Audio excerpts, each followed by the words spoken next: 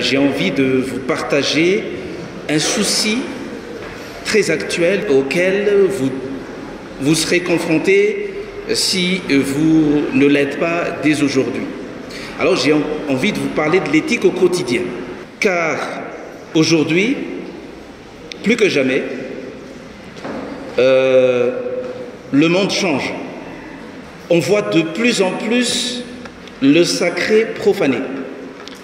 Je donne un exemple, les viols, les incestes, qu'on est en train de légaliser. La récupération, le vol d'ossements humains, c'est très sacré, ce qu'on appelle le razana à Madagascar. Donc voilà la première chose. Deuxième chose, c'est la dépravation des mœurs. Beaucoup de viols, j'ai parlé de beaucoup de viols, ça gêne plus parce que de toute façon on entend tous les jours. Bref, il y a à la fois donc la profanation du sacré, mais en même temps la dépravation inexorable des mœurs. Alors la grande question c'est comment effectivement traiter ce genre de problème. On est perdu, on est déboussolé par rapport à ce qui se passe. D'où l'idée de revenir à l'éthique. Alors c'est quoi l'éthique? L'éthique, à différencier de la morale, peut-être vous le savez, mais pour bien distinguer les deux notions, eh bien, on va prendre comme axe le bien et le mal. Voilà donc le repère qui va permettre de mesurer si quelque chose relève de la morale. L'axe bien et mal. Si vous pensez que, par exemple, si vous êtes musulman, manger du porc, c'est pas bien. Vous voyez? C'est condamnable par la religion, donc ça incarne le mal. Vous êtes donc dans cette posture morale. Dans l'éthique, non. Il ne faut pas confondre les deux. Finalement, l'éthique, c'est cette capacité à réfléchir éternellement, en permanence, sur le bien agir en fonction des circonstances. Et je vous donne un exemple d'une posture éthique. Et d'ailleurs, cette posture peut être qualifiée de morale. Le fait de donner la mort à quelqu'un, sur le plan moral, est condamnable. Du point de vue de l'éthique, ça peut ne pas l'être. L'euthanasie. Si c'est accepté par la personne, parfois, enfin souvent vieille, et vous l'accompagnez en discutant, vous allez lui donner la mort, n'est-ce pas? Mais est-ce condamnable? Bien sûr, c'est condamnable moralement, mais sur le plan de l'éthique, non.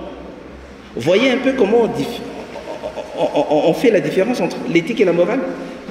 Les enjeux, c'est d'abord l'harmonisation justement des rapports individuels. Et si aujourd'hui, on utilise, ou les jeunes utilisent davantage les réseaux sociaux, c'est qu'on constate que la parole est confisquée. Je vais dire par là, bien sûr, quand vous touchez aux règles de bienséance, vous ne pouvez pas dire. Mais quand c'est la vérité que vous ne pouvez pas dire, c'est grave. D'où l'éthique. L'éthique de la discussion. Et quand la parole est confisquée, rien d'étonnant de constater dans la société ce qu'on appelle anomie. Anomie, c'est perturbation complète de la société. Alors maintenant, l'éthique et la jeunesse. Vous êtes jeune, vous savez que vous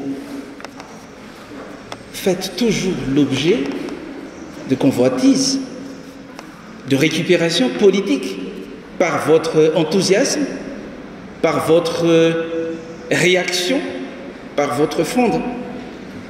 Oui. Mais le Bianco, qu'est-ce qu'il fait alors? Il vous récupère non pas sur le plan politique, parce qu'il ne fait pas de politique. Il va vous socialiser à travers ce qu'on appelle, et j'en ai parlé à Monsieur le Président tout à l'heure, il est tout à fait d'accord qu'on va vous réunir au sein de ce qu'on appelle réseau d'honnêteté et d'intégrité. Donc ce réseautage des jeunes qu'on appelle réseau d'honnêteté et d'intégrité, ce n'est pas un réseau d'activistes, ce n'est pas un réseau de militants, mais c'est un réseau de jeunes socialisés à l'éthique et en particulier à la lutte contre la corruption.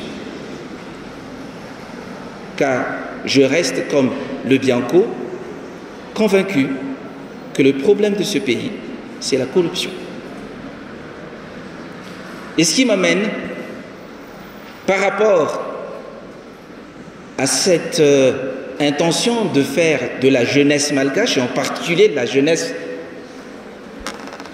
de l'IEP, un vecteur de changement de paradigme, compte tenu du fait que vous souhaitez quand même avoir un avenir radieux, n'est-ce pas? Et c'est tout à fait à votre honneur. Eh bien, le Bianco donc va, par rapport à ces triples missions, éducation, prévention et application de la loi, le Bianco va donc essayer de faire en sorte que la jeunesse malgache soit un vecteur de changement. Voilà ce que je souhaite vous partager. En tout cas, merci beaucoup de votre aimable attention.